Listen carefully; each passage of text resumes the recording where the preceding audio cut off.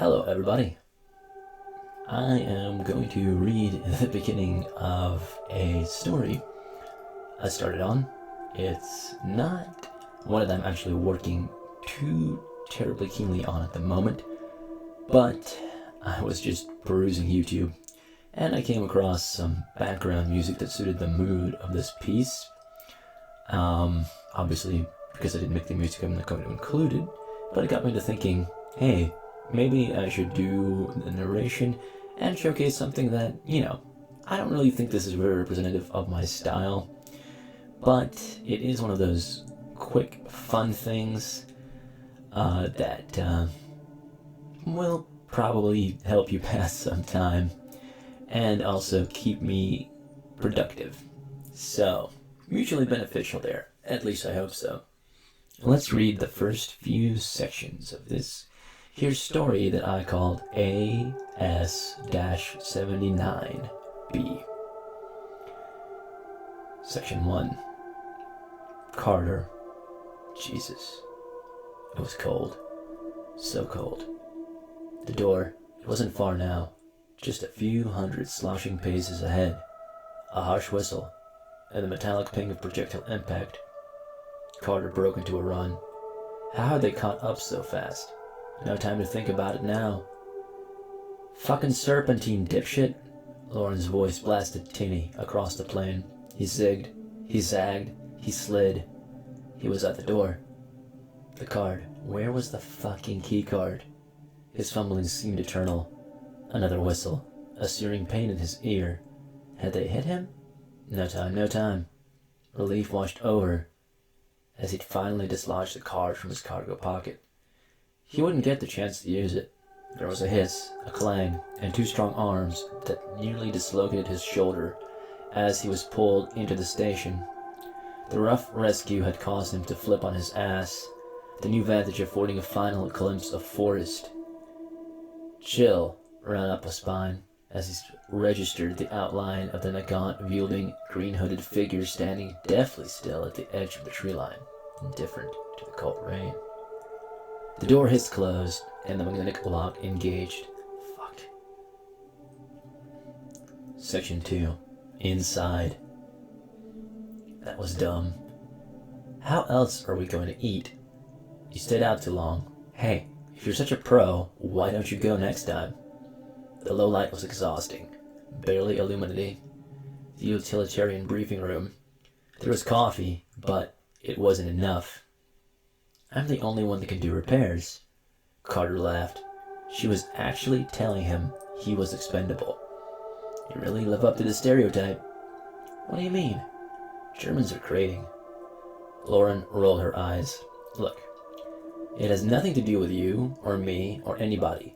I have a role. You have a role. If either of us dies, then the chances of survival significantly decrease. You don't have to spell it out. Yes, I do. Lauren slammed a fist on the table. You have all my hair. Lauren sighed. Look, when I say you have 15 minutes, that means 15 minutes. Not 20, not even 15 and a half. Hey, try finding a spot for a beacon in 15 minutes. If it's not too much canopy, then it's too conspicuous. If it's neither, then it's too close to the shelter, or too far from the shelter, or too close to an old beacon. Again, it's about survival, not the beacon. If I hadn't placed it, you'd say the same thing. No, I wouldn't. I need you alive. Yes, and alive means I need food, and without the beacon, there's no food. So, if I played it safe, you'd be here telling me 15 minutes was just an estimate. There's no neat way to survive, Lauren. I can see them with thermals, Carter. I know their patterns, their paths, their habits. There are opportunities enough without heroics. It's not what the pantry says. Lauren stood up, glared, and stiffly strode away. That was fine. He was tired. The beacon was set. Food would come. He guzzled the remainder of the acrid coffee and headed for the bunks. The shelter was a maze of corridors, stairwells, rooms, and rooms within rooms. Spent half a decade here and still managed to get lost at least once a week, but he knew the bunks well enough. The walls displayed alternating scenes of the old life. Cities, forest, transit, things that soothed, that gave a sense of normality, or at least they used to. Now it was just row upon row of blank screens, and a slumber-inducing low-light. Power conservation. That was exactly Carter's plan as well. He fell asleep as soon as his head hit the pillow, 5 stories beneath the earth. The dash. The trucks were housed in a cavernous garage just beneath the field. Carter, Borowski, Schubert, Johnson, and Reed were making the grim march there. Mossbergs, Berettas, Gerbers, and active camo was a weird way to pick up the groceries. Dim light was all pervasive. It was a site-wide policy. So Johnson almost shot Rand. "Hey," Rand began as he rolled out from under the truck, only to have his words cut short by the audible click of his safety. "Jesus, watch where you point that thing, asshole. Ain't smart to surprise us like that." "Lauren didn't tell you I was down here?" Johnson shook his head. "Of course. The techie doesn't think the mechanic matters." "Is there something wrong with the truck?" Borowski asked. "Not anymore." "Yeah, that's real reassuring." "Can't exactly go to AutoZone." "AutoZone? Never mind, kid." "Okay. You guys need to go now." Lauren's new voice blasted through the PA. "Yes, it's gonna have to do." "It'll do," Rand said, picking up his toolkit. Carter was always struck by the size of these machines. The tracks reached chest height, and the cabin stood 8 feet off the ground. Borowski slid open the door and made his way to the cockpit. Carter rode shotgun. The others buckled themselves to the bench. The engine roared to life with a low rumble. Borowski's ability to pull these behemoths from between each other never failed to impress. It was a football field and a half before they hit the incline leading to the bay door. Twilight pervaded. The stillness was palpable. Even from within the hull of the motorized behemoth, the liminal eeriness went bone deep. 3 miles to the drop site. Lauren's voice came crisply through the comms. "Any bogeys?" "Negative." 3 miles in this all-terrain monstrosity was reasonably quick. Reasonable wasn't quick enough. There was no quick with something that heavy. That didn't stop Carter from wishing for speed. Everybody did. The tension of being outside, in any capacity, vehicular or otherwise, was all-pervasive. "You're still good, guys."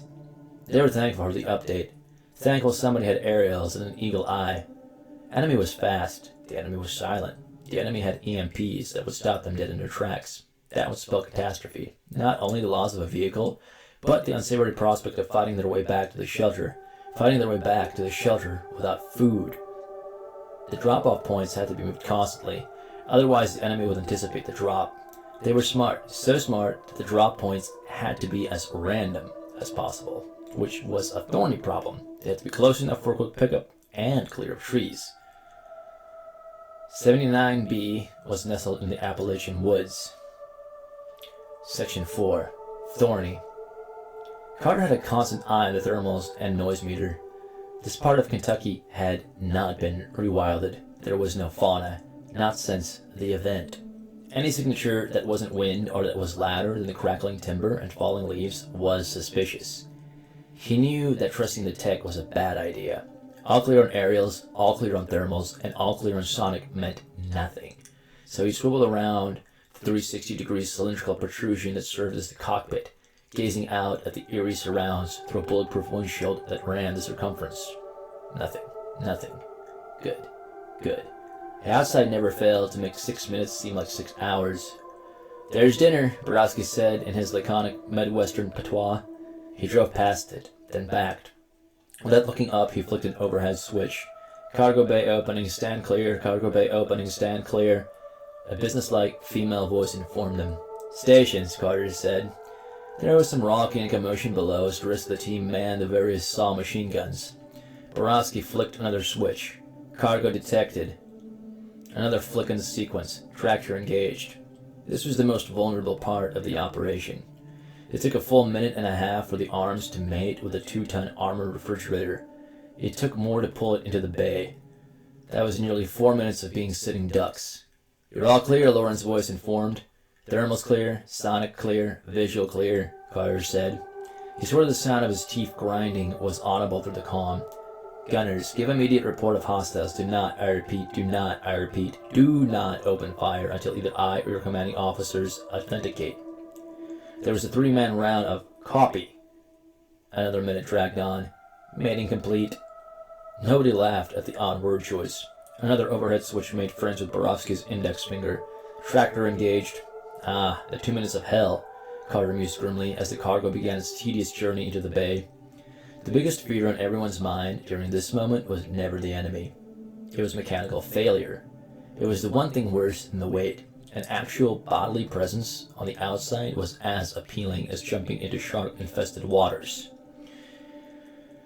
The bizarre reality of the earth itself becoming so foreign, so dreadful, was something that the elders often remarked on. The green grass, the blue sky, the bright sun, and summer rain, all these instinctual pleasures now held a shadow, an otherness.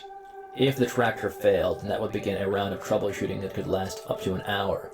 An hour on Earth, the hostile planet. The enemy snipers were good. Preternaturally good. 79B had learned this the hard way. Fast, nearly imperceptible with anything less than thermals, firing from in between trees and branches, they would reposition in utter silence. Even from mere steps away, you wouldn't hear theirs. Carter's squad was the 6th. He had no intention of making room for a lucky number 7. It was rare that the gunners would spot a bogey before he did. He did not engage the enemy unless a complication involved exposure arose. The enemy did not waste bullets. As far as experience showed, they did not possess any heavy weapons, nothing armor-piercing. They wouldn't fire unless they had an almost certain chance of killing personnel. Repairs were made with alternating runs, preceded by suppressive fire. The one wild card in all this was the EMPs. While the enemy's access to EMPs in this sector was not particularly robust, prior teams had been hit on occasion. Extraction was costly. Carter had no intention of being extracted. EMPs that produced a pulse powerful enough to break through the armor, electronic shielding, and neutralize a vehicle of this size were unwieldy. That's why it was so important to select drop sites where the enemy had little room for cover, or be given any advance notice that allowed EMPs to be placed near a drop site. The spot was good. The meadowland was open, there was no tall grass or geological formations. He'd see them coming, or the drone would. This was one of 16 drop sites that had been used.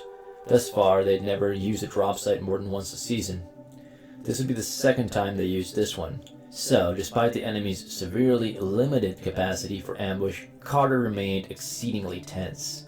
Best practices could be bested. Despite their diligent efforts to randomize, he wasn't sure the enemy wouldn't find a pattern. Fortunately, the process was nearly complete. Cargo acquired, securing in progress. The worst part of the 2 minutes of hell was over. The remaining half-minute came and went. Cargo secured, ready for transport. There was a loud thump as the sloping bay door came to a close. Haul ass, copy. 40 miles an hour, that was hauling ass. Everyone was fixated on the surroundings, watching for any little motion, any little thing out of place. Everybody's jaws ached. Everybody's shoulders were taut with angst. The earth opened up just a few hundred yards away, like a yawning mouth full of dim lights. They were home free. Whiskey. The break room wasn't much different from the briefing room. Spartan, utilitarian, furnished with essentials only, it had a decidedly clinical feel. There wasn't a soul that would find the business-like upholstery cozy. Souls were something that let go of long ago, so while it wasn't the Ritz-Carlton, it was cozy enough. Without a hint of ceremony, Carter slid 4 tin tumblers to their respective squad members. He then proceeded to pour each man a shot from a flask full of bourbon. The science said that alcohol was a poor palliative for nerves, just a temporary hit to the cerebellum. Some relaxed muscles and dampened alertness did not address the deeper physiological and cognitive effects of stress. Screw the science. Carter pulled the cork so the thump was as exaggerated as possible and poured each man a drink. Everyone downed their shot in a single unceremonious gulp. Carter repeated the process till just over half the bottle was empty. And that, my friends, is where I left off. Hopefully I built some suspense. I will likely finish the story at some point. I began it basically as a writing exercise, but it's a bit of fun. And yeah, tell me what you think below. Subscribe to the channel. Mosey on over to my website, thefractaljournal.com, if you want to read it as a text. And I hope you have a great one. Much love. Bye.